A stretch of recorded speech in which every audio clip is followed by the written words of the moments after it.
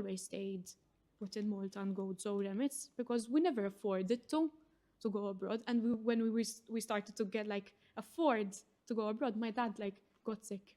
And even like, for example, my brother, he has autism. He's on the spectrum of autism. So I saw like so many things at a young age. Him getting specialized treatment, going to specialized programs.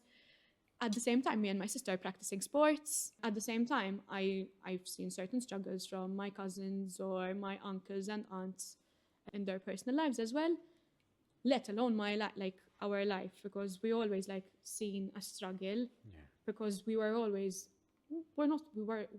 even like working class, because we were I feel that we were at the bottom of the food chain, like in the beginning of my life. But we always made it through. We always had fun. They always tried their best to provide for us.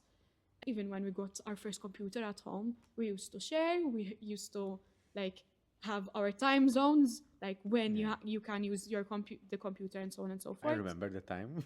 And even my dad did not know how to speak English. We had to teach him English, but he used to know maths. Then he used to help me with maths, not an issue. But my mom came from Australia. Like, she came to Malta at the age of 13, I think. Okay. And she always struggled. She used to work at a farm at the age of 13. Always. So I always saw this manual labor. I always saw the lack of education. Wherever I go, whether it's my nana, whether it's my grandma, my grandpa, uncles, aunts, study so that you're better than me. Study, study, study. You have a sore throat. It's fine. You can still go to school. Go to school. Like, that's how much they pushed me to go to school. Not me only. Like, all of my cousins are all, I think, very educational driven. And they always strived for us to be the best people that we can be in terms of education. Not in terms of work, no. But for example, my dad didn't want me to go work at the age of 16. But I still went to work. I still decided to work. So while I was studying full time, I used to work part time as a salesperson. And then I ended up like, I changed my job. I worked for 4 years at a company. And then but I always worked. Summer, winter, whatever the season is, I always work. And I barely take leave at the time. At the time? At the time. Now. Now, we're Having your sick leave as well now? No. Not for now. No, I'm joking. It's always like I was always built in this family to be a hard worker, because I've always seen hard workers. So I was always raised to be a hard worker. And we are a family that came from nothing. We are still nothing. But I decided that I want to like always seek something which is bigger, which is greater. And that's what happened like with my activism. First I started with sports, then I liked arts. Then I started at my local youth council. Then I was in some student organization, and then like I was approached by the National Youth Council. It would be good to join for this. And I'm like, sure, why not? What am I going to lose? Nothing. And I got in 4 years ago. I was elected. And I've been there for 4 years. All right. How long is the term?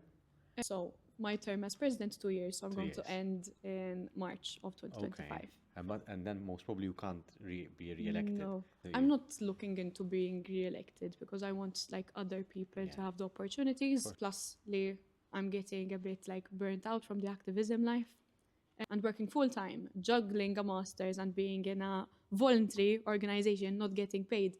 It is a real toll on your lifestyle. So take your mental breaks. It is. It's quite needed. You need boundaries for sure, but it's something that I have a passion for and I don't mind doing, even though sometimes I really nag to my friends on it because I'm overloaded with work. But then again, I don't know how to take a break, because I was always like really, really active from a very young age. So Mara, from what I'm hearing as well, apart from being indoctrinated to be a hard worker as well, I'm also seeing the element that you feel obliged to your family as well, because they have put so much trust, so much effort, so much dedication, For so sure. much suffering in you, that you feel sort of like responsible, that you need to give something back.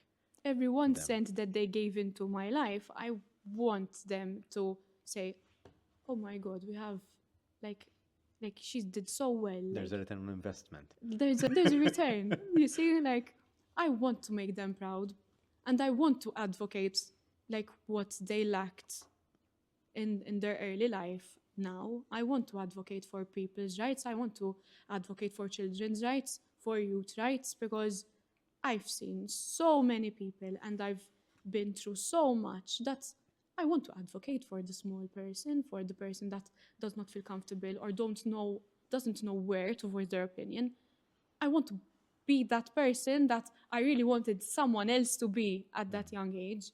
And I want my parents and my uncles, like my uncles and my aunts are my supporters, they're my fans every time that I go on TV. You were on TV, you did so well, or else, Ma, you could have spoken a bit better. I know that you can do better. They Okay. expect so much All right. from me.